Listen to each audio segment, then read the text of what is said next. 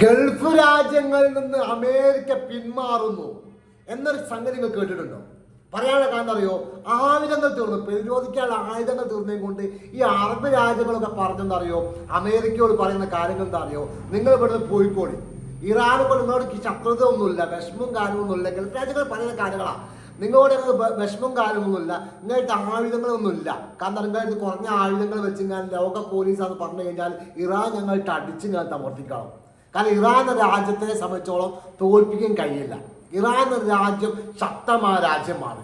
അത് തന്ത്രം കൊണ്ടും ബുദ്ധി കൊണ്ടും ആയുധം കൊണ്ടും എല്ലാ വിധത്തിലും ബുദ്ധിമാന്മാരായ രാജ്യമാണ് ഇറാൻ. ഇറാനോട് കളിക്കാൻ പോയി കാര്യമല്ല.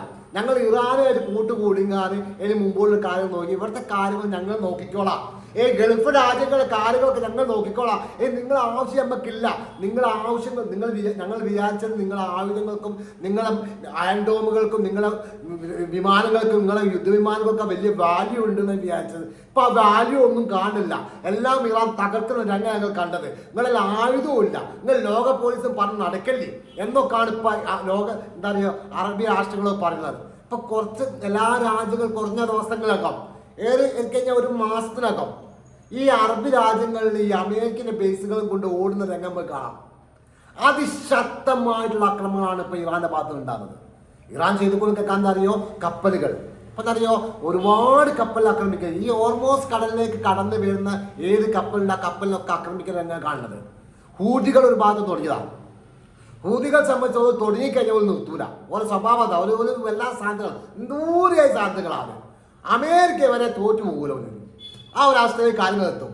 അന്ന് ഊതുകൾ കളി ഓടിയിട്ടുണ്ട്. ശക്തമായ തിരിച്ചടി ഈ പറയുന്ന സൗദി അറേബ്യക്ക് അമേരിക്കൻ കപ്പലിലേക്കും ഈ സൗദി അറേബ്യനെ അതുപോലെ തന്നെ ഈ സൗദി അറേബ്യൻ്റെ കപ്പലിന് നേരേക്കും ഒക്കെ വളരെ ശക്തമായ ആക്രമണം കഴിച്ചു വിടുകയാണ്. പറയാൻ കാരണം അറിയോ? ഓരോ ചൊറിയാൻ പോയി കഴിഞ്ഞാൽ എന്താ അറിയോ? മനസ്സിലെ വേലിമക്കാർക്ക് പാമ്പേൽ തോളിട്ടുന്നതുമായിട്ടാണ് ഈ സൗദി അറേബ്യ പോയിട്ട് ഈ പറയുന്ന ഊതികൾ കളിക്കൽ കളിച്ചത്. ഊതികൾ എന്ന് പറഞ്ഞാൽ ഈ ഇറാന്റെ വലങ്കൈ എന്നുള്ളത് എല്ലാവർക്കും അറിയാം.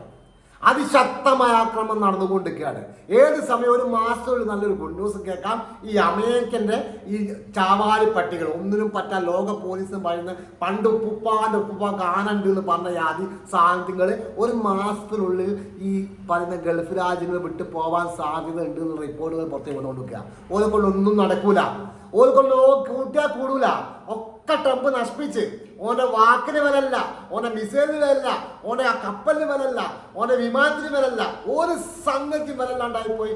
ലോക പോലീസ് നാണം കെട്ട് തോറ്റി അപ്പിട്ട് പോകുന്ന രംഗമായി നമ്മൾ കാണുന്നത്. അതാണ് വീഡിയോ നിങ്ങൾക്ക് ഇഷ്ടപ്പെടുകയാണ്. ഷെയർ ചെയ്യാൻ സപ്പോർട്ട് ചെയ്യാൻ. Thank you very much.